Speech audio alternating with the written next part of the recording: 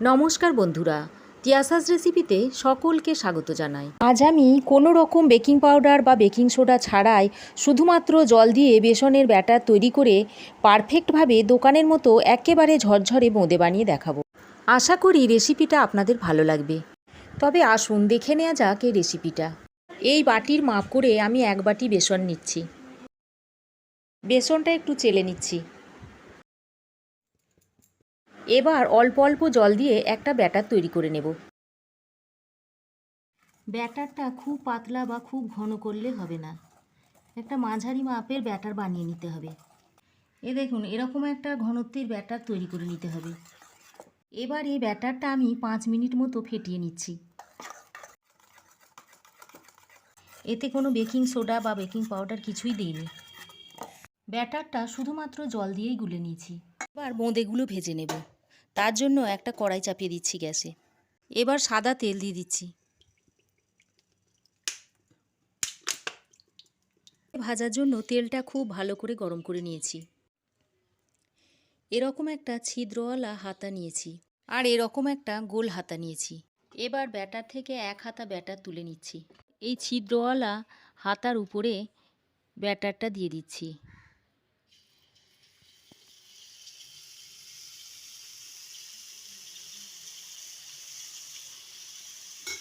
এই হাতাটা নাড়ানোর কোনো দরকার নেই, এরকম ধরে থাকলে আপনিই পড়ে যাবে। একসঙ্গে খুব বেশি দেব না, অল্প অল্প দিয়ে ভেজে নেব। দেখুন বোঁদেগুলো কি সুন্দর গোল গোল হয়েছে।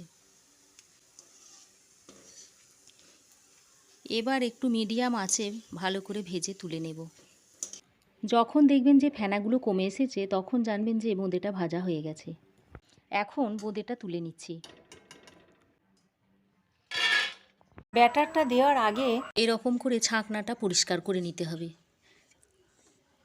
জল দিয়ে ধুয়ে কাপড় দিয়ে মুছেও নিতে পারেন। আমি হাতের সাহায্যে পরিষ্কার করে নিচ্ছি।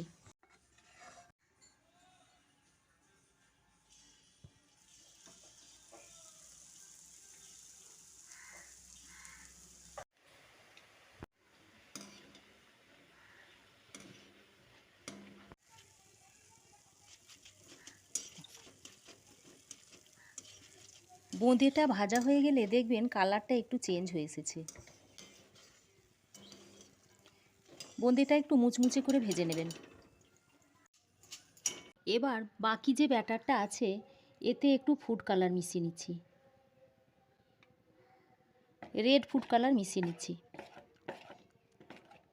এটা আমার নিজের তৈরি হোমমেড ফুড কালার। এর রেসিপিটা আমার ফার্স্ট চ্যানেলে দেওয়া আছে, চাইলে আপনারা দেখে নিতে পারেন।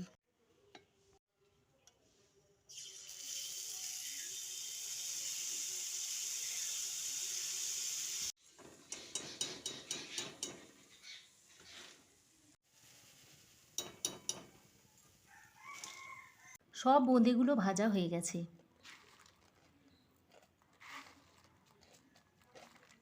কতটা মুচমুচে হয়েছে দেখুন। এবার একটু মিশিয়ে নিচ্ছি।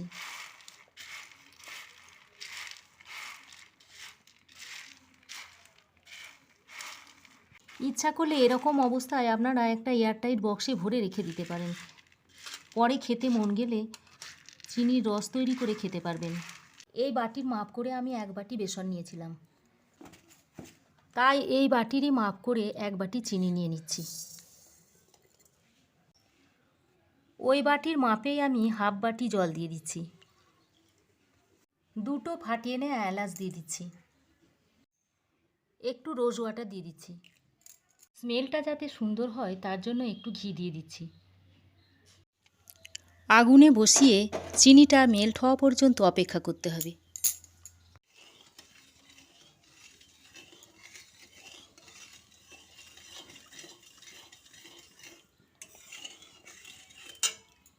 দেখুন চিনিটা মেল্ট হয়ে গেছে, একটু চিটচিটে ভাবও এসেছে। এবার ভেজে রাখা বোঁদেগুলো দিয়ে দিচ্ছি। বোঁদেগুলো দিয়ে একটু ভালো করে নেড়ে চেড়ে নিচ্ছি।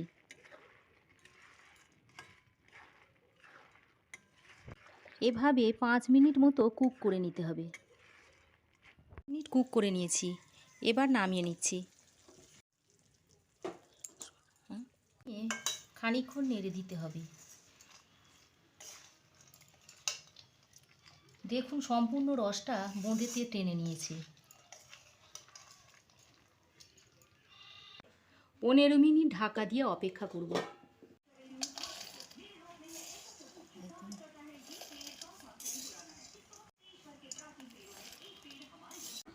দেখুন কত সুন্দর ঝরঝরে বোঁদে হয়েছে।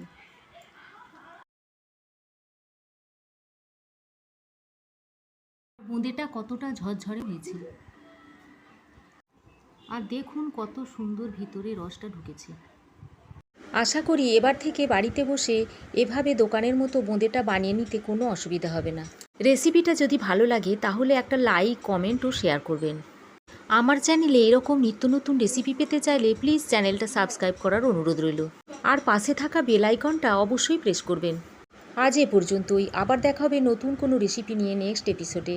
সে পর্যন্ত ভালো থাকবেন, সুস্থ থাকবেন।